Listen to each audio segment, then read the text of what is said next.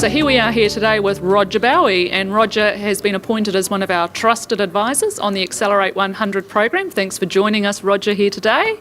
So Roger, why don't you tell us a little bit about your background on the international scene?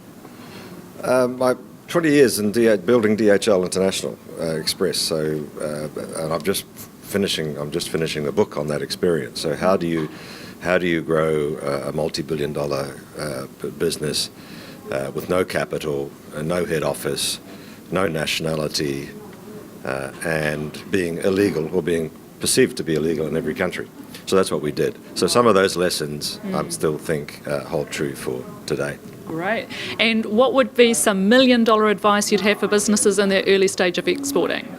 Well, I think everybody is saying research. They are. The last thing you perceive you can afford. But there's no beginning without research. There's nothing new.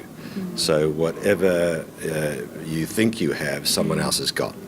So do your research well, pick your markets well, refine your products, limit your products, look at the regulatory environment. When we did DHL, there was a huge distinction between countries that had the rule of law versus the rule by law. When you're in the export arena, the regulatory environments are quite tough.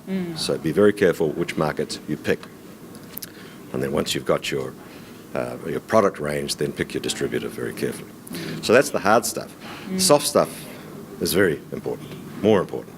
I call that the sort of the 4 E's. So enthusiasm, energy, in terms of the way you go about. You've got no money, so you're your own psychic capital. Empathy, endearment. You need to understand your customer, your distributor. You need them to like you. So the 4 E's. I like that. Add to that, education. You've got to become, you are the expert on what you're selling. So education and expertise, that makes 6. So what you have to do, once you've got your commodity, once you've got your product, is wrap a layer of service and personality around that product. Great. I like the 6 E's. Thank you. 6 E's.